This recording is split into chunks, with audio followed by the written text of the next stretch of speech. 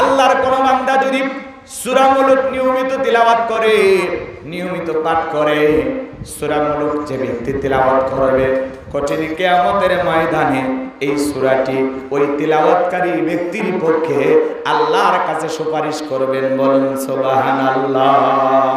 সূরা মুলক নিয়মিত আমল করলে এই সূরাটি যদি কঠিন কিয়ামতের ময়দানে আপনার পক্ষে আল্লাহর দরবারে সুপারিশ করে, তাহলে এই সূরাটি আমাদের আমল করার দরকার আছে না? না। আমার আলোচনা শোনার পরে অনেক মানুষ আমার কাছে ফোন করে বলেছেন, হুজুর সূরা মুলক আপনি যখন বলেছিলেন আলোচনার মাধ্যমে এই সূরাটি তেলাওয়াত করলে কঠিন কিয়ামতের ময়দানে তেলাওয়াতকারী ব্যক্তির পক্ষে আল্লাহর সাথে ঝগড়া করবে, আল্লাহর দরবারে তার পক্ষ নিয়ে সুপারিশ করবে। সেই দিন থেকে আলোচনা শোনার পরই সূরা মুলক আমি মুখস্থ করেছি। বলুন সুবহানাল্লাহ। সূরা মুলক যদি আপনি নিয়মিত আমল করেন, কঠিন কিয়ামতের ময়দানে এই সূরাটি আপনার পক্ষে সুপারিশ করবে। কার কাছে? তাহলে কোরআনের সুপারিশ যদি ভাগ্যে পেতে চান, তাহলে সূরা মুলক আমাদের আমল করা দরকার আছে না নাই? করবেন তো ইনশাআল্লাহ? আল্লাহ কবুল করে নেন। জোরে বলেন আমিন। ভূমিকা আর কোনো কথা বলবো না, সরাসরি এখন আমরা আলোচনায় চলে যাব। জবান ছেড়ে সবাই আমার সাথে তেলাওয়াত করুন। আউযু বিল্লাহি মিনাশ শাইতানির রাজীম। বিসমিল্লাহির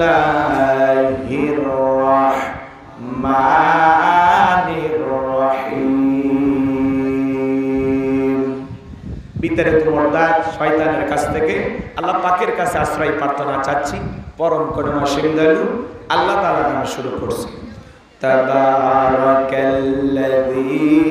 বিয়াদিহিল মুলকু ওয়া হুয়া আলা কুল্লি শাইইন কাদির।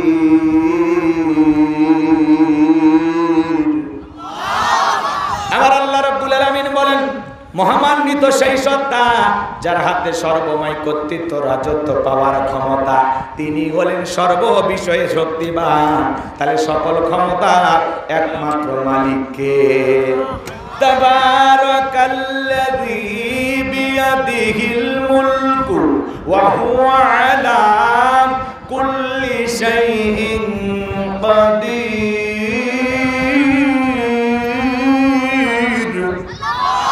আমার আল্লাহ রাব্বুল আলামিন বলেন, মহামান্বিত সেই সত্তা যার হাতে সর্বময় কর্তৃত্ব রাজত্ব পাওয়ার ক্ষমতা, তিনি হলেন সর্ব বিষয় শক্তিমান। তাহলে সকল ক্ষমতার একমাত্র মালিক কে? আরো জোরে বলেন কে? লিল্লাহি মুলকুস সামাওয়াতি ওয়া মা ফিল আরদ। আকাশ আর জমিনের একচ্ছত্র মালিকানা কার? আরো জোরে বলেন কার? আসমান আর জমিনে আল্লাহর চাইতে বড় ক্ষমতা ধরার কেউ আছে? ওয়ালাম ইয়াকুল্লাহু কুফুয়ান আহাদ। আকাশ আর জমিনে আল্লাহর সমকক্ষ, আল্লাহর সমতুল্য আর কেউ নেই। বলুন আল্লাহু আকবার। ভালো করে বোঝার চেষ্টা করবেন। তাহলে সকল ক্ষমতার একমাত্র মালিক কে? আল্লাহ। আসমানে ক্ষমতা চলবে কার? জমিনে ক্ষমতা চলবে কার? সকল ক্ষমতার চাবিকাঠি কার হাতে? আল্লাহর কুদরতি হাতে। কথা বলে ঠিক কিনা? তাহলে আল্লাহর চাইতে বড় কেউ নাই। তাহলে সকল ক্ষমতার একমাত্র একচ্ছত্র মালিকানা কার? ভালো করে বুঝবেন। যারা বলে ক্ষমতার উৎস জনগণ, এরা হাইব্রিড স্লোগান দিয়া পাম দিয়ে ফুলানোর চেষ্টা করে। ক্ষমতার উৎস জনগণ না, ক্ষমতার উৎস কে? আরো জোরে বলেন। গভীর মনোযোগ দিয়ে শুনবেন আমার কথাগুলো। তাম পৃথিবীর সকল ক্ষমতা একচ্ছত্র মালিক আমার আল্লাহ। আল্লাহর চাইতে বড় ক্ষমতা ধরার কেউ নাই। কথা ক্লিয়ার? এখন তাম পৃথিবীতে যারা ক্ষমতার চেয়ারে বসে এরা কি? হুজুর এরা কি? আচ্ছা, আপনাদের এলাকায় শোনেন, একটা ছেলে যদি চাকরি করতে ঢাকায় চলে যায়, একটা ফ্ল্যাট বাসা ভাড়া নিয়ে ভাড়া থাকে, বলেন তো 10 বছর 20 বছর চাকরি করুক, এর পরিচয় কি? ভাড়াটিয়া। পরিচয়টা কি? ভাড়াটিয়া। এই পৃথিবীর জমিনে যত মানুষ ক্ষমতার চেয়ারে বসুক না কেন, এদের পরিচয় হলো এরা হলো ভাড়াটিয়া। কথা বলেন ঠিক কিনা? আল্লাহ কাউকে 5 বছর, কাউকে 10 বছর, কাউকে 20 বছর ক্ষমতার চেয়ারটা ভাড়া দেয়। ক্ষমতার মালিক কে? আচ্ছা বলেন তো, ক্ষমতা দেওয়ার মালিক কে?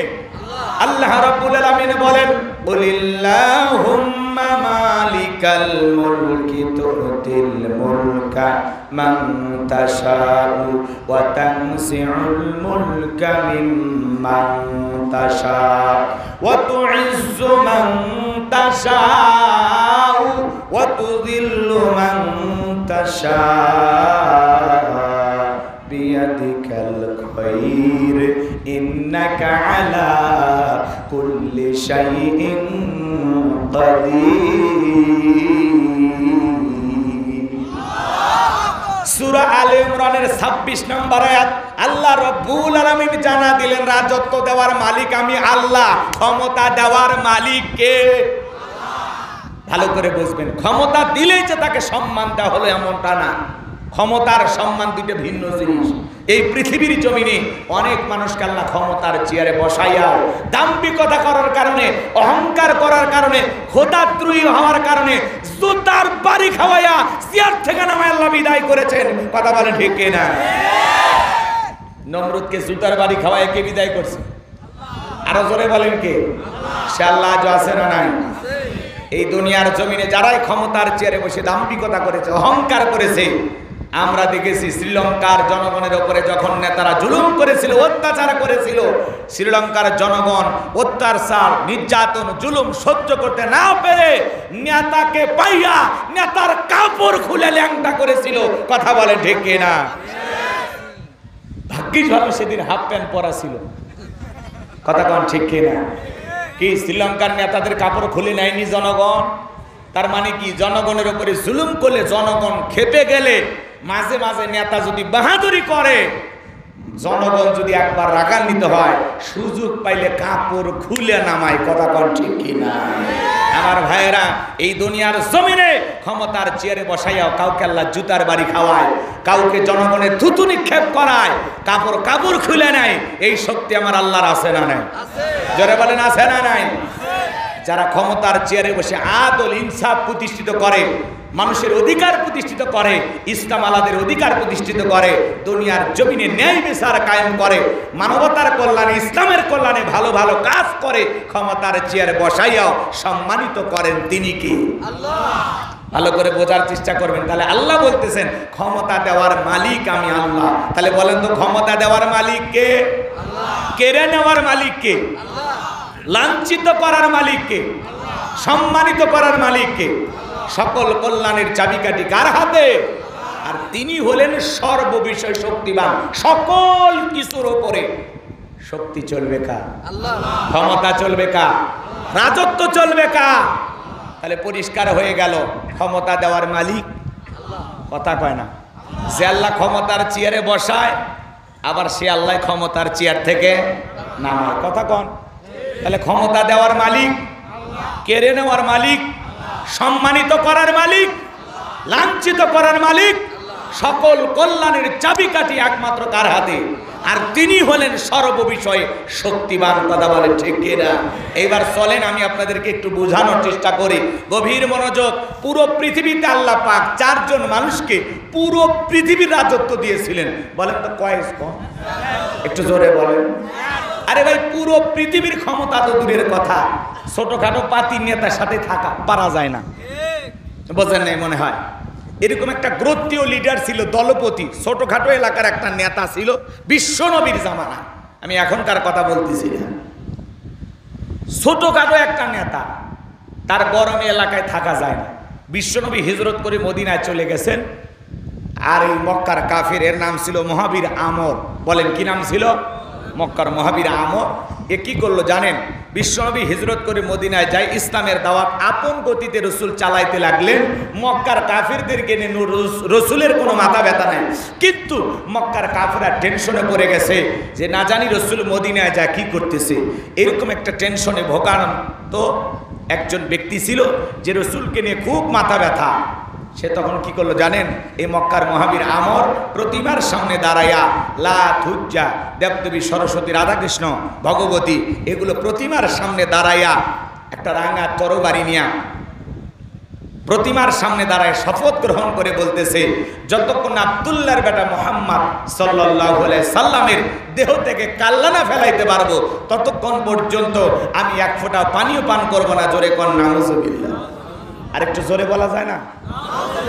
আচ্ছা, আমার নবীর কাল্লা ফেলাইতে চায়, নবীর মাথাটা আলাদা করতে চায়, বলেন তো আমার নবীকে ওর পাকা ধানে মই দিছে, ওর বাড়িতে চুরি করতে গেছে, আমার নবীর অপরাধ কি? আমার রসুলের তো কোনো অপরাধ নাই, কিন্তু ওদের ভাষায় অপরাধ হলো রসুল কালেমার দাওয়াত দেয়, কোরআনের প্রচার করে, ইসলামের প্রচার প্রসার করে, এটাই ওদের সহ্য হয় না। আমার নবী তাওহীদের কথা বলেন, একত্ববাদের কথা বলেন, এক আল্লাহর পথে দাওয়াত দেন, ওরা বলে 33 কোটি দেবতা মানি, তাই জীবনে কখনো উল্টাপাল্টা হয়ে যাচ্ছে। আর এক আল্লাহ মানলে সব সমস্যার সমাধান, এটা তাদের বিশ্বাস হয় না, মগজে ঢোকে না। এই জন্য রসুলের বিরুদ্ধে হত্যা করার মতো ষড়যন্ত্র তারা হাতে নিয়েছিল। কথা বলেন ঠিক কি না? এই মক্কার মহাবীর আমর সে তখন প্রতিমার সামনে দাঁড়ায়া শপথ গ্রহণ করে বলে, আব্দুল্লাহর বেটা মুহাম্মদ সাল্লাল্লাহু আলাইহি সাল্লামের দেহ থেকে কাল্লা না ফেলানো পর্যন্ত আমি এক ফোঁটা পানিও পান করব না। জোরে কোন নাউজুবিল্লাহ। আমার ভাইয়েরা, এই স্লোগান দিয়া যখন নবীজির মাথা নেওয়ার জন্য মদিনার পথে রওনা করলেন, এই খবর আল্লাহ তাআলা বিশ্বনবীর কান পর্যন্ত যখন মদিনায় পৌঁছায় দিলেন, আমার নবীজি যখন জানতে পারলেন ওই মক্কার মহাবীর আমর আমার মাথা নেওয়ার জন্য রওনা করেছেন, আমার নবী সাহাবায়ে কেরামদেরকে ডেকে বলেন, আমার সাহাবীরা তোমরাই বলো কি করা যায়। হযরত ওসমান রাদিয়াল্লাহু তাআলা বলেন, নবী আপনি আল্লাহর এত বড় পয়গম্বর, আপনি দোয়া করেন ওই আমর আপনার কাছে পৌঁছার আগে ওর হাত পা যেন প্যারালাইজ হয়ে যায়, ও যেন আপনার কাছ পর্যন্ত পৌঁছাইতে না পারে। বিশ্বনবী হযরত ওসমানের কথা শুনে আসমানের দিকে হাত তুলে দোয়া করা শুরু করে দিলেন, আল্লাহ ওই মক্কার মহাবীর আমর আমার মাথা নেওয়ার জন্য রওনা করেছে, ওই মক্কার মহাবীর আমর আমার কাছে পৌঁছার আগে ওর হাত পা, শুধু এতটুকু কথা বলেছেন। আল্লাহ আসমান থেকে বলে, জিবরাইল আর করিস না দেরি, আমার বন্ধুকে জানায় দাও তাড়াতাড়ি। আমি আল্লাহ পাক শুধু দুই হাত দোয়া করার জন্য দেই নাই, মাঝে মাঝে জালিম আর বেঈমানদেরকে সাইজ করার জন্য ওই দুই হাতে লাঠিও তুলে নেওয়া লাগবে। বলেন আল্লাহু আকবার। জিবরাইল এসে বলে, নবী দোয়া কবুল হবে না, হাত নামান। বিশ্ব নবী তখন হাত মুখে না নিয়ে হাঁটুর উপরে রেখে দিলেন। আমরা অনেকে মোনাজাত করি, দোয়া করি, অনেকে হাত তুলে দোয়া করার সময় এরকম দড়ি পাকায় আছে না নাই? কথা বল। মোনাজাত করার সময় দড়ি পাকায়, অনেকে আবার হাত তুলে এরকম পিসার মাপে। কথা বল। আপনাদের এলাকা মানে মোনাজাত হয় না বেশিরভাগ জায়গায়। আচ্ছা, না হলো এমনি কথা বলতেছি, শোনেন।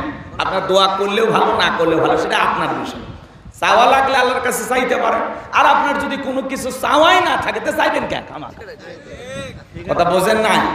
আপনার যদি আল্লাহ তাআলার কাছে কিছু চাওয়ার থাকে তাহলে চাইতে পারেন, আর যদি চাওয়ার কিছুই না থাকে তো খামাকে হাত তুলবেন কেন?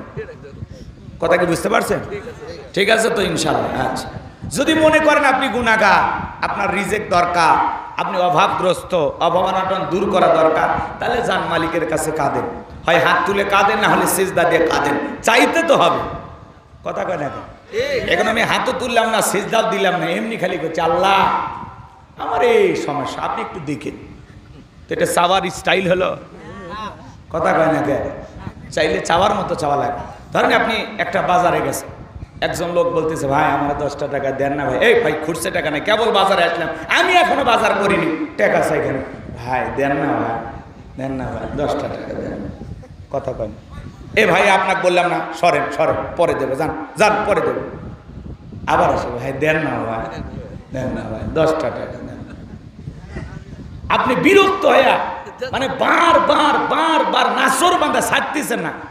তেলের দোকানে গেলেও যায়, মশলার দোকানে গেলেও যায়, মাছের বাজারে গেলেও যায়, আবারও পিছিয়ে ছাড়তে যান, দেন না ভাই দেন না। তখন আপনি কি হন? রাগান্বিত হয়ে কি করেন? এ তোরে আগে সামলাই, বাজার বন্ধ, এ 10 টাকা নেই, বাজারে আমাকে বাসা। আপনি রাগ করে হলেও দিয়ে দেন। কথা কন ঠিক?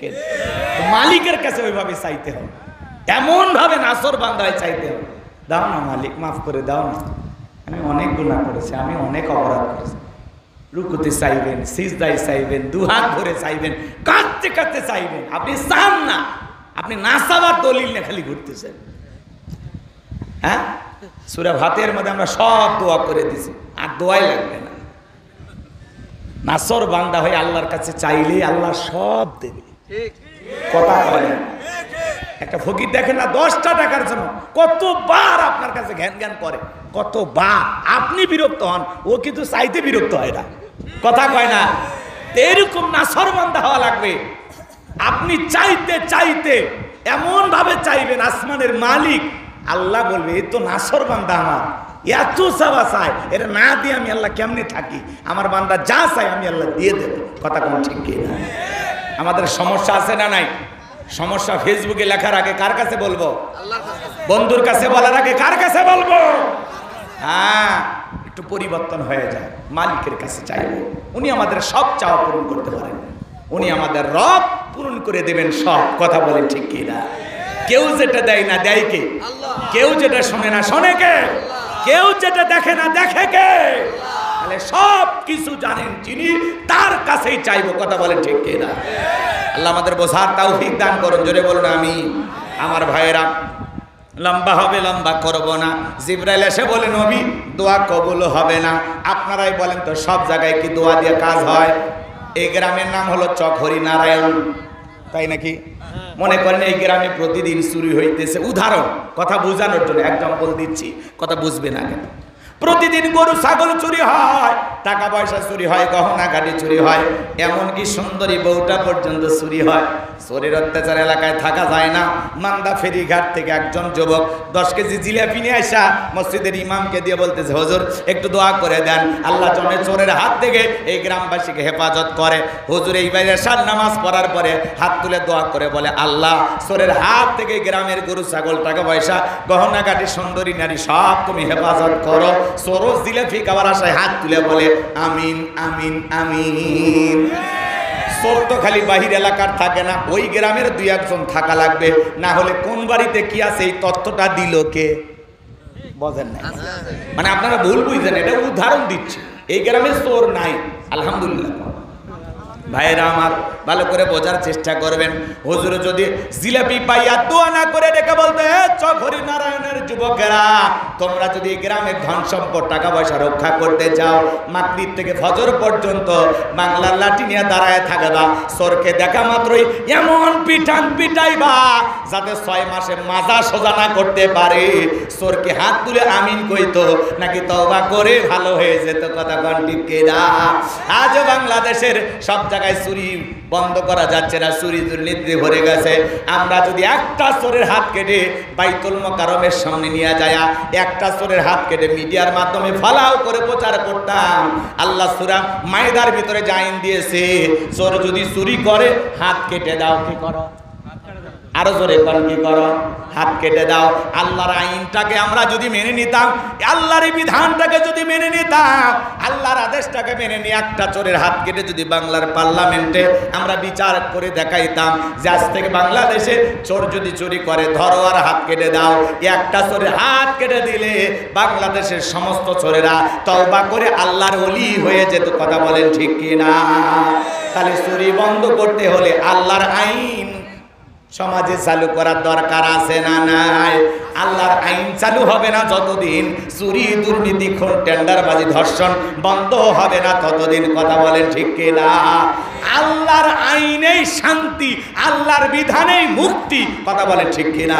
এই কোরআন শুধুমাত্র একটা ধর্মীয় কিতাব না, এটা হলো মানব জাতির সংবিধান, কথা বলেন ঠিক কিনা? বান্দাকে কোন আইনে টাইট দেওয়া যায়, বান্দাকে কোন আইনে যে কন্ট্রোল করা যায়, কোন আইনে বান্দার পাপের লাগাম টানা যায়, সেটা আল্লাহর চাইতে আপনি আমি ভালো বুঝি। লন্ডন আমেরিকার মানুষের তৈরি করা আইন দিয়ে বিচার করে কোশ্চিন কালেও দুর্নীতিমুক্ত বাংলাদেশ করতে পারবেন না, কথা বলেন ঠিক কিনা? আজকে সব জায়গায় দুর্নীতি, কথা বলেন না কেন? ব্যারিস্টার সুমনের নাম আপনারা শুনেছেন।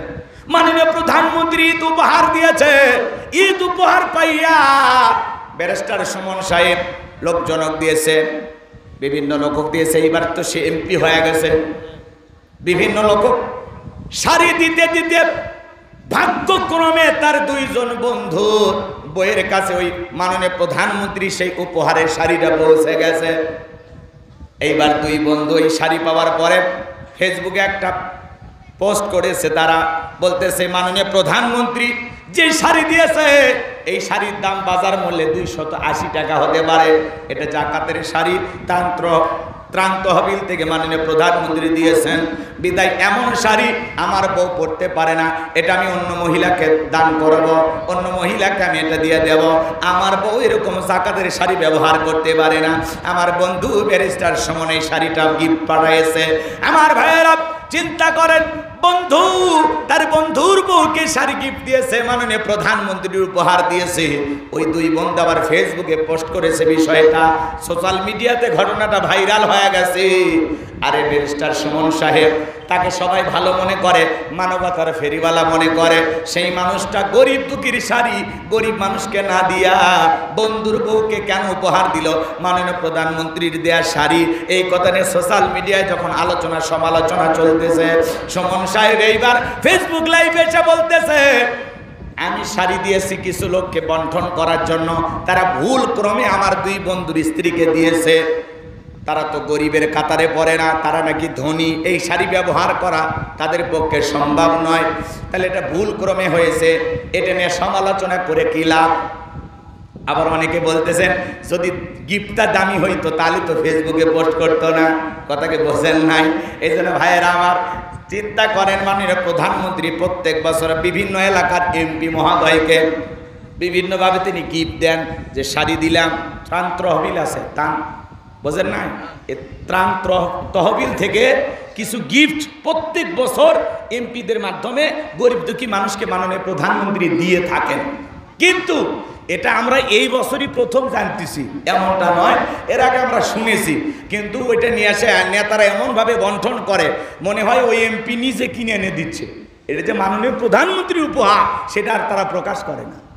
কথা কয় না কে? তো ব্যারিস্টার সুমন সাহেব বলতেছে, আমি এটা ভুল হয়ে গেছে, এটা কোনো ক্রমে হয়ে গেছে, এই ঘটনার সাথে আমি দায়ী না। সে নিজেকে দুঃখ প্রকাশ করে বলতেছেন যে সমস্ত মিডিয়া এগুলো কথা ছড়াচ্ছে, আমার বিরুদ্ধে তারা লেগেছে, আমি সমাজের ভালো কাজ করতে চাই। 9.5 লক্ষ টাকা নিয়ে আমি নির্বাচন শুরু করেছি, 5 বছর এমপি থাকার পরেও আমার 9.5 লক্ষ টাকায় থাকবে, আমার সম্পদ আমি বাড়ানোর জন্য এমপি হই নাই, আমি জনগণের সেবা করতে চাই। এই কথা যদি সত্য হয়, কতটুকু সত্য সময় গেলেই আমরা বুঝবো। কথা বলেন ঠিক কি না? আমার ভাইয়েরা, আজকে দেখেন মাননীয় প্রধানমন্ত্রী দেয়া শাড়ি বন্ধুর বউ পায়, এটা নিয়ে সমালোচনা, এটা তো নিয়ম। দেখা যাচ্ছে এই যে গৃহহীন মানুষের জন্য মাননীয় প্রধানমন্ত্রী ঘর বরাদ্দ করে, দেখা যাচ্ছে নেতার শালা ওই ঘর পায়, নেতার বোন পায়, নেতার দুলে ভাই পায়, সাধারণ যে গরিব মানুষ পাওয়ার কথা সে পায় না। কথা কয় না? তো মাননীয় প্রধানমন্ত্রীর এই গিফট, এই উপহার, ঈদ সামগ্রী, এটা পাবে দুঃখী মানুষ যে খাইতে পারে না, পড়তে পারে না, বন্ধুর বউয়ের কাছে কেমনে গেল? কথা কয় না? এখন এই হলো সমাজের হালচাল। মেম্বার দেখবেন, মেম্বারও যদি হয়, চালের স্লিপ আসে না ভাই, চালের কার্ড যে আসে, দেখবেন আগে ওরা আত্মীয় স্বজনকে দেয়, এরপরে গরিব পর্যন্ত গেলে দেয়, না দিলে না। এই হলো সমাজের অবস্থা। নিজের আত্মীয় স্বজনকে মানুষ বেশি দেখে, এরকম আসে না নাই সমাজে? আচ্ছা, আমি কথাগুলো বলাতে আপনাকে বিরক্ত হয়েছেন, মন খারাপ করেছেন? তাহলে বন্ধুর বউকে শাড়ি দেওয়ার কারণে এখন আলোচনায় চলে আসছে ব্যারিস্টার সুমন সাহেব।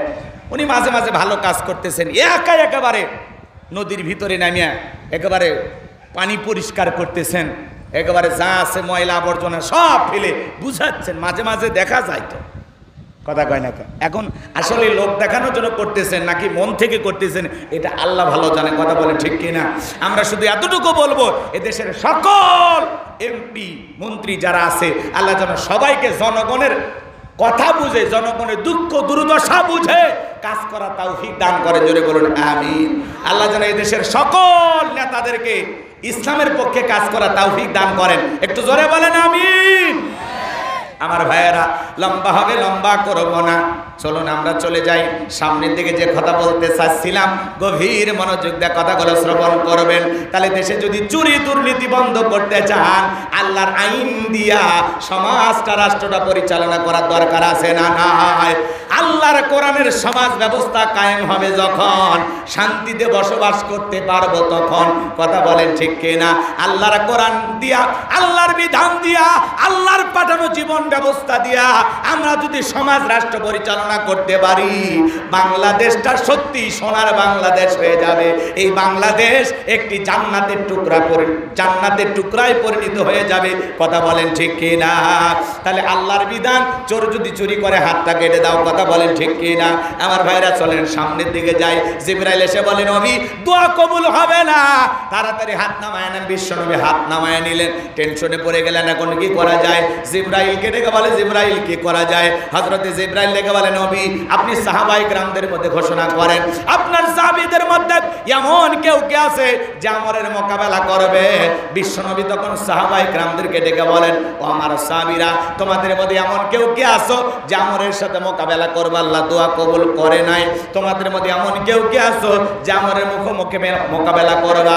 বিশ্বনবীর কোন সাহাবী দাঁড়ায় না, হযরত আলী দাঁড়িয়ে গেলেন। বলুন আল্লাহু আকবার। নবী ডেকে বলে, আলী রে, তুমি ছোট মানুষ না বুঝে কেন দাঁড়াও? ও আলী, তুমি কি জানো এই মক্কার মহাবীর আমর একবেলা খাবার খায় 21 কেজি, 3.5 মণ ওজনে তরবারে যুদ্ধ করে। এত বড় বীরের সামনে তুমি কেমনে যাইবা? তুমি বসে যাও। আমার ভাইয়েরা, হযরত আলী এবার বসে গেলেন। নবীজি দ্বিতীয়বার বলেন, আবারও হযরত আলী বসিয়ে গেলেন। আমার ভাইয়েরা, বিশ্বনবী যখন দ্বিতীয়বার বললেন, আমার সাহাবীরা, তোমাদের মধ্যে এমন কেউ কে আছো যে আমরের মোকাবেলা করবা? আবার হযরত আলী দাঁড়িয়ে গেছেন। বিশ্বনবী তখন দুইটা হাত বাড়া বলে, আলী রে, আয় আয় আমার বুকের ভিতরে আয়। এই কথা বলে বিশ্বনবী হযরত আলীকে বুকের সঙ্গে জড়ায় নিলেন। আর ডেকে বলে, আলী, এত বড় বীরের সঙ্গে যাইতে চাস, তোর কি একটু ভয় লাগে না? হযরত আলী ডেকে বলে, নবী গো, আমার ভিতরে ঈমান বলতেছে আপনি শুধু আমাকে দোয়া করে ছেড়ে দেন। ওই মক্কার মহাবীর আমর আপনার চেহারা দেখার আগে ওরে আমি জমিন থেকে বিদায় করে দেব। বলেন আল্লাহু আকবার। এইবার আমার নবী ডেকে বলে, আলী, খালি হাতে তো বিদায় দেয়া যাবে না। ওসমান, তোমার বাড়িতে কি তরবারি আছে? হযরত ওসমান বলে, আমার বাড়িতে একটা তরবারি আছে, 27 ইঞ্চি লম্বা। এইবার তরবারি নিয়ে আসা হলো, হযরত আলীর হাতে তরবারি দিয়ে দিলেন। হযরত আলী তরবারি পায়ে মারছে দৌড়, দৌড়াইতে দৌড়াইতে আমরের মুখোমুখি হয়ে গেছে। এইবার হযরত আলীকে দেখা মাত্র আমর ডেকে বলে, কি রে পিচ্চি আলী, তুই কেন আমার সামনে? হযরত আলী বলে, পিচ্চি না কি পরে বুঝাইতেছি। আল্লাহু আকবার বলেন। এই কথা বলে তরবারিটা দিয়ে আগ টানতেছেন, দাগ টানতেছেন। আগ টানা দাগ টানা বোঝেন তো? একটা দোয়া পড়তেছেন। এই দোয়া পড়ে বাড়ির চতুর্দিকে যদি ফু দিতে পারেন, বড় বড় দুর্ঘটনার হাত থেকে আল্লাহ আপনার পরিবারকে হেফাজত করবেন। জোরে বলেন আমিন। কি সেই দোয়া শুনবেন? কথা কয় না। হযরত আলী এবার দাগ টানতেছেন, দাগ টানতেছেন, এরকম দাগ টানতেছেন। দাগটা টানার পরে তরবারিটা উঁচু করে দেখে বলে, এই কাফেরের বেটা, তোর যদি সাহস থাকে দাগটা পার হয়ে নবীজির কাল্লা নিতে যা। এ আয় আয়। আল্লাহু আকবার বল। হযরত আলী তরবারি উঁচু করে কি বলতেছে, এই কাফেরের বেটা, তোর যদি সাহস থাকে দাগটা পার হয়ে দেখা। এ আয় আয়, খেলা হবে, আয় আয়। আল্লাহু আকবার বল। কথায় আছে, ছোট মরিচের ঝাল বেশি। হযরত আলী এমন হুঙ্কার দিয়েছে, ওর ভয়ে অন্তর কাঁপা শুরু হয়ে গেছে। কথা কি বোঝেন না? বাড়িওয়ালা ল্যাংরা, দুইটা পা নাই, চোর ঢুকছে, টের পাইয়ে বাড়িওয়ালা কিছু না বলতে পারো, কিছু করতে না পারো, যদি খালি জবান একটা আওয়াজ দেয়, চোর থাকবি না, ভাগে দৌড় মারবি। একটা আওয়াজে অনেক কিছু ঘটে। কথা বলেন ডেকে না। হযরত আলী শুধু বলছে, এই তরবারিটা নিয়ে দাগটা পার হয়ে দেখা। এ আয় আয় আয়। আল্লাহু আকবার বল। হযরত আলী আর আমর বাজা বাজা ভাব। পুরো ঘটনাটা শুনবেন? কারা কারা একটু দুই হাত তোলেন তো দেখি। লিল্লাহি তাকবীর, লিল্লাহি তাকবীর। হাত নামান। তাহলে পুরো পৃথিবীর ক্ষমতা আল্লাহ কয়জনকে দিয়েছিলেন? 4 জন মানুষকে বাজান। এর মধ্যে 2 জন ইমানদার আর 2 জন হলো কাফের। 2 জন ইমানদারের মধ্যে একজন হলো নবী সুলাইমান। বলেন আল্লাহু আকবার। নবী সুলাইমান আলাইহিস সালামকে আল্লাহ রাব্বুল আলামিন পুরো পৃথিবীর রাজত্ব পাওয়ার ক্ষমতা দিয়েছিলেন। আল্লাহর পয়গম্বর সুলাইমান আলাইহিস সালামের ইতিহাস যদি বলতে যায় 2-3 ঘন্টা আলোচনা করে শেষ হবে না। ওইদিকে আজকে আমি আর যাওয়ার সুযোগ পাবো না। সংক্ষিপ্ত কথা এতটুকু শুধু বলে দেয়া যায়, আল্লাহর নবী সুলাইমান আলাইহিস সালামকে আল্লাহ রাব্বুল আলামিন একটা তক্তের সিংহাসন দিয়েছিলেন। আল্লাহর পয়গম্বর যখন এই সিংহাসনে চড়ে আমার ভাইয়েরা যখন সফর করতেন এই তক্তের সিংহাসনটা যেই পথ দিয়ে উড়ে যেত, যে এলাকা দিয়ে উড়ে যেত, ওই সিংহাসন যেই পথ দিয়ে যাইতো তার নিচে স্বর্ণের খনি পাওয়া যাইতো, তেলের খনি পাওয়া যাইতো। ফসলের জমির উপর দিয়ে গেলে ফসল বৃদ্ধি পাইতো। বলুন সুবহানাল্লাহ। নবী সুলাইমানের সিংহাসন যেই দিক দিয়ে যায় ওই দিক দিয়ে কি পাওয়া যাইতো? তেলের খনি, স্বর্ণের খনি, ফসলে বরকত। এখনকার নেতারা যদি কোনো দিক দিয়ে যায় বলেন তো রহমত না গজব? কথা হয় না? জনগণের ভোগান্তি, কয়েক কিলোমিটার জাম বেজে যায়, আসিতেছে নেতা, কাঁপাবে দেশ। কথা কন ঠিক কিনা? এরকম আছে না নাই বাবা? কষ্ট হচ্ছে আপনাদের না? আমার ভাইয়েরা ভালো করে বুঝবেন। এক নাম্বার নবী সুলাইমান আলাইহিস সালামকে আল্লাহ রাব্বুল আলামিন পুরো পৃথিবীর রাজত্ব পাওয়ার ক্ষমতা দিয়েছিলেন। দুই নাম্বার হলো বাদশা জুলকারনাইন, যাকে আল্লাহ রাব্বুল আলামিন পুরো পৃথিবীর রাজত্ব পাওয়ার ক্ষমতা দিয়েছিলেন। এই পৃথিবীর জমিনে এক নয় দুই নয় 1600 বছর আল্লাহ পাক তাকে হায়াত দিয়েছিলেন। এই পৃথিবী ভ্রমণের জন্য একটা ঘোড়া দিয়েছিলেন। এই পৃথিবী ভ্রমণের জন্য যখন ঘোড়ায় চড়ে চাবুক মারতেন এক এক কদমে ওই ঘোড়াটি হাজার হাজার মাইল রাস্তা পাড়ি দিত। সূর্য উদয় হতে সূর্য অস্তগামী পর্যন্ত, পূর্ব থেকে পশ্চিম পর্যন্ত পুরোটা পৃথিবী আল্লাহর এই গোলাম জীবন দশায় সফর করেছিলেন। বলেন আল্লাহু আকবার। বাদশা জুলকারনাইনকে আল্লাহ পাক পুরো পৃথিবীর রাজত্ব পাওয়ার ক্ষমতা দিয়েছিলেন। এত বছর ক্ষমতা থাকার পরে সারাটা জীবন মানবতার কল্যাণে, মানুষের কল্যাণে ভালো কাজ চালু করে গেছেন। কোনোদিন জনগণের সাথে বিন্দু পরিমাণে জুলুম করে নাই। বলেন আল্লাহু আকবার। তাহলে দুইজন ইমানদার, একজন নবী সুলাইমান আর একজন হলো বাদশা জুলকারনাইন। এই দুইজন ইমানদারকে আল্লাহ পুরো পৃথিবীর রাজত্ব পাওয়ার ক্ষমতা দিয়েছিলেন। আর দুইজন কাফেরকে আল্লাহ পাক পুরো পৃথিবীর রাজত্ব পাওয়ার ক্ষমতা দিয়েছিলেন। এর মধ্যে হলো একজন জালেম বাদশা, নাম হলো বখতেনাসর। কি নাম? বাদশা বখতেনাসরকে আল্লাহ রাব্বুল আলামিন পুরো পৃথিবীর রাজত্ব পাওয়ার ক্ষমতা দিয়েছিলেন। ওই জামান আল্লাহ তাআলা তার একজন পয়গাম্বরকে পাঠিয়েছিলেন। সেই নবীর নাম ছিল দানিয়াল। আল্লাহর পয়গাম্বর দানিয়াল আলাইহিস সালাম তার বনি ইসরাইলের উম্মতদেরকে সুন্দর করে দাওয়াত দেন। দিনের বেলা দাওয়াত দেন, রাতে দাওয়াত দেন, সকালে দাওয়াত দেন, সুন্দর করে দাওয়াত দিতে লাগলেন। আমার আল্লাহ রাব্বুল আলামিন বলেন, ইয়া বানি ইসরাঈল আযকুরু নি'মাতিয়াল্লাতী আনআমতু আলাইকুম ওয়া আন্নী ফাদ্দালতুকুম আলাল আলামিন।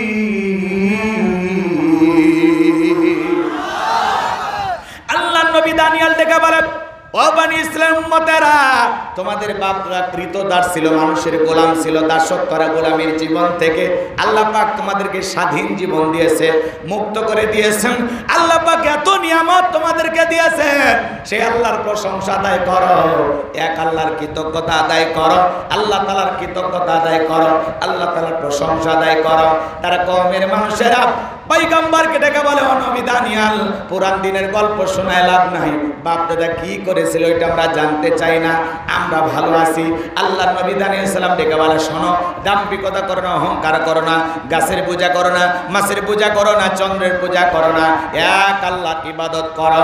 পয়গম্বর দিনের বেলা দাওয়াত দেয়, রাতে দাওয়াত দেয়, সকালে দাওয়াত দেয়, বিকালে দাওয়াত দেয়, কোনো মতেই পয়গম্বর দানিয়াল আলাইহিস সালামের দাওয়াত তারা গ্রহণ করলো না। পয়গম্বরের কথা কোনো মতে কর্ণপাত করলো না, কারণ এই বনি ইসরাঈল উম্মতেরা ছিল একটু ঠেটা। আল্লাহ নবী নানান ভাবে বোঝায়, কোনোভাবে তারা বোঝে না। আল্লাহ নবী দানিয়াল আলাইহিস সালাম তখন ডেকে বলে, ও কওমের লোকেরা, ও বনি ইসরাঈল উম্মতেরা, শোনো, কোন জাতির মানুষ যদি দাম্ভিকতা করে, অহংকার করে, খোদাদ্রোহী হয়ে যায়, ওই কওমের উপরে, ওই জাতির উপরে আল্লাহ দুই ধরনের আযাব আর গজব পাঠায়। এক নাম্বার হলো আসমান জমিনের আযাব আর গজব দিয়ে আল্লাহ ওদেরকে ধ্বংস করে দেয়, আর না হলে তাদের ভাগ্যে জালেম শাসক পাঠায় দেয়। কথা বলেন ঠিক কিনা? আসমান জমিনের গজব কেমন?